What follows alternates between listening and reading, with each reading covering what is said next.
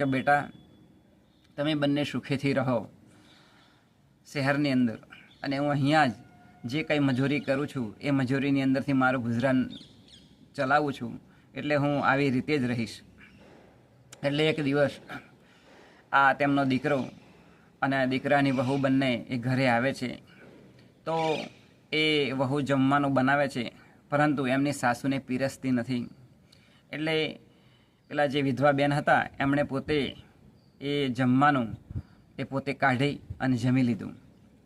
તો આ જે વિધવા બેન હતા એ જો કચરો પોતો કરવા જાય જે ઘરની અંદર, એ ઘરની અંદર વાત કરે કે અમારા દીકરાની જે વહુ છે એ ભણેલી ગણેલી છે, પરંતુ એ ઘરે આવે છે તો એ જમવાનું પણ બનાવે છે, પણ મને એ જમવાનું કહેતી નથી અને કાઢીને પણ આપતી નથી.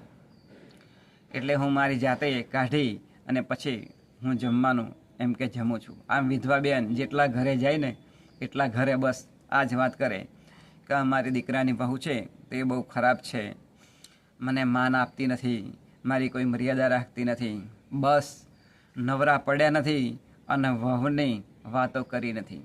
એટલે આખા ગામની અંદર વાત ફેલાઈ ગઈ કે ભાઈ પેલા જે બેન વિધવા છે એમનો જે દીકરો લગ્ન કર્યું છે ને એમની જે વહુ છે તે આ સાસુને એમ કે માન આપતી નથી, મર્યાદા રાખતી નથી, જમવાનું પણ આપતી નથી.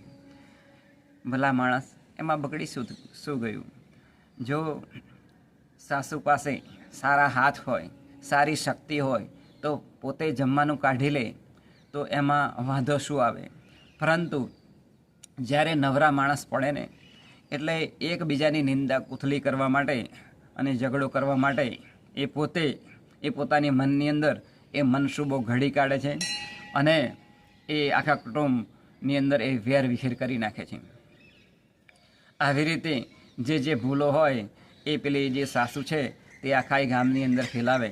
એટલે એક બહેન હતા, એ બહેને પેલા વહુને વાત કરી ફોન કરીને કે હે બેટા, તારી સાસુ આવી વાતો કરે છે તે તું તારી સાસુનો માન મર્યાદા રાખતી નથી, તારી સાસુને જમવાનું આપતી નથી. હવે વાત છે નાની, પણ વ્યક્તિઓ શું કરે છે? રાઈનો પર્વત કરી દે છે. બીજું અંદર મોમણ ઉમેરી અને વાતનું વતેસર કરી નાખે છે, એટલે કે મોટો પહાડ કરી નાખે છે. આની અંદરથી ઝઘડા ઊભા થયા એટલે આખા ગામની અંદર ખબર પડી. એટલે આ જેણે ઝઘડો કરી આપ્યો હતો વચ્ચે રહીને કે બેને જે પેલા વહુ હતા એમને પ્રશ્ન પૂછી કે પછી